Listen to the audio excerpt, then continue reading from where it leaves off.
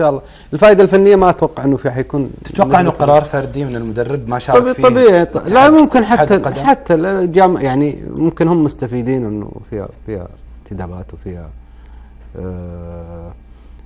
خصوصا انه اذا عرفنا انه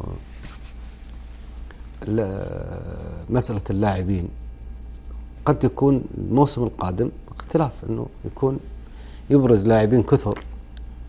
كيف بيكون معسكر قبل كاس الخليج؟ هيكون الاسماء الموجوده الان او الاسماء التي برزت منطقيا في اي دوله في العالم او في اي منتخب في العالم، انه المنتخب يبدا يعتمد على يعني ما تعتمد على اللاعب لاسمه. لو كان في الموسم القادم مثلا سالم الدوسري كان في اسوء مستوياته، من الطبيعي انه لوبيز ما ياخذه مثلا. طيب برجع لك بدايه كلامك، انت قلت انه في ممكن تكون له انتدابات او شيء يعني. اي انتدابات امر طبيعي يعني في كل مجالات الحياه. لاعضاء المنتخب، لاعضاء الاداريين والفنيين. يعني اللاعب مظلوم ما راح ياخذ شيء يعني. المكافاه اليوميه. يعني اللي بينبسط فيها اللي هم الفنيين والاداريين. في خيريز في اسبانيا وسياحه وفله واسبوعين وانتداب. تغيير الجو.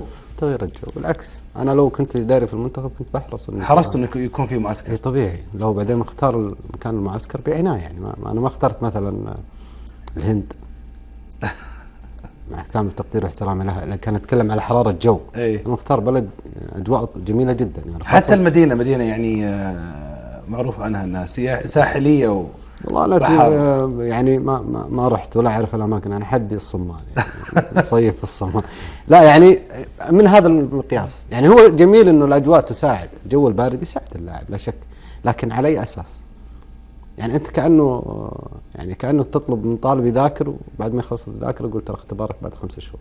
طيب برضو على المكان معسكر يعني ليش ما ممكن المنتخب برضو يعني يكون في دعم للسياحه الداخليه سواء في ابها ولا في الطائف؟ هذه هي اذا كان صح من جنة احسنت من ناحيه الاجواء والطبيعه هنا اريح له. حتى الانديه والفرق اللي ممكن يلعب معها المنتخب هنا في السعوديه اعتقد جازما انها اقوى من الدوفه. انت تروح برا في حاله مش الاجواء الطبيعيه، الاجواء الطبيعيه عندك المفروض تروح لها الان. الانديه لما تروح الخارج يعني الادوات الموجوده، ادوات الاعداد، انت مش حاجه اعداد بدني. يعني في معسكرات او منتجعات في اوروبا مخصصه لاقامه مثل هذه المعسكرات لكل سواء الانديه ومنتخبات والى حتى كافه الالعاب يعني. لانه الاعداد البدني في الغالب ما يختلف كثير. لاعب السله والطائره يحتاجون الى هذا الاعداد البدني والاجهزه، توفر الاجهزه مع الطبيعه.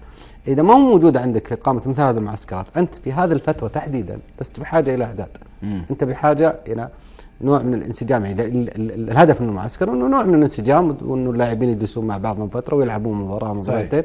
هذه الاشياء متوفره في ابها والطائف وتكون قد تستعيض عن هذا الامر، لانك مستحيل انك انديه او منتخبات اوروبيه حتجيك تشارك معك. قد تستطيع يعني تتعوض عنها بمباريات مع منتخبات. يعني عرف الكويت الان موجود في تايلاند، المنتخب الكويتي كان بيروح يلعب مباراه وديه مع تايلاند. المنتخب الاماراتي اظن انتقل الى اوروبا، كان من السهوله انه يكون في نوع من انواع التنسيق وتقام مباريات. المنتخب القطري ايضا عنده مباريات، وبرضه يعني تقليل الخسائر الماديه اللي ممكن، خصوصا الاتحاد الردي مديون يعني الاتحاد السعودي، بس ما في انتدابات.